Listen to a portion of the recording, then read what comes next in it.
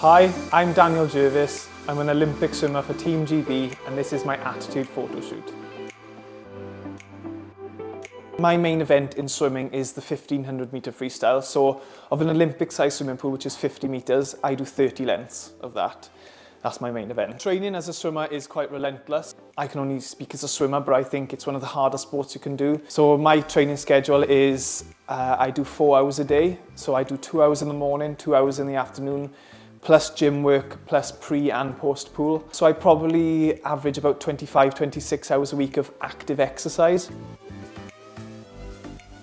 In June 2022, I made this decision to come out publicly. It was nothing that I expected it to be. All my life I'd built it up to be this very scary experience, and I thought I was going to get a lot of negative feedback from it. And I had completely the opposite. I had only positivity thrown at me, which was fantastic, from people close to me, to people far away, to people worldwide. It was only positivity that I saw. In many ways it was overwhelming because I felt like the news went around the world, especially in sport. But also in a way it was underwhelming because all of the negativity that I thought I was going to get didn't exist for me. And I understand for some people it does. But I was very blessed and I didn't get any, so it was amazing and it's completely changed my life in the better.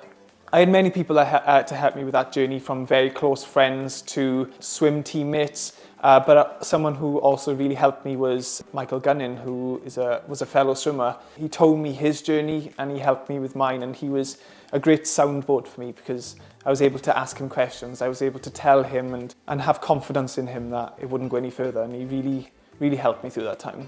The advice I would give you before coming out is something that I done was I wrote like a little script on a notepad, just so some families do find it quite tough.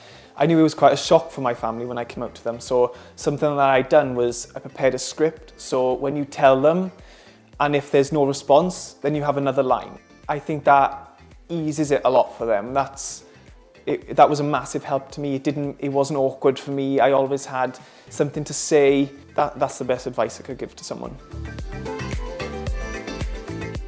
I think all my life, being a Christian, it's the most important thing to me. And I think I was very scared before coming out because I didn't know how the Christian community would react to it. But again, I've had nothing but positivity. I think there has always been this thing where you can't be Christian and be gay.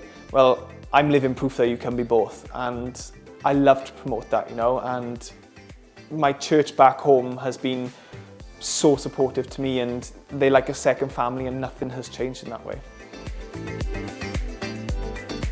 If you see me walking out for major competitions, I always have earphones in, and usually I'm listening to something that's completely not hyping or anything. I listen to things like, well, my main song for the Olympics was I listened to Whitney Houston, I Want to Dance with Somebody, because it just took my mind completely off my race. Because I'm a distance swimmer, if I stood on the blocks and I looked down an Olympic-sized swimming pool and think, I've got 30 lengths to do, I ain't going to be able to get in that pool. So I need to completely distract myself, and yeah, that's what I do. Yeah, you know, I had the best experience of my life in the Tokyo 2020 Olympic Games in Japan. I achieved everything I wanted to achieve, which was to get to the final and enjoy the experience. Now, my aim for Paris is a different aim to that. It's hopefully to progress, but also I want to enjoy the journey. You know, it's a year and a half from this moment now until the Paris Olympics, and I want to enjoy every single day of that journey.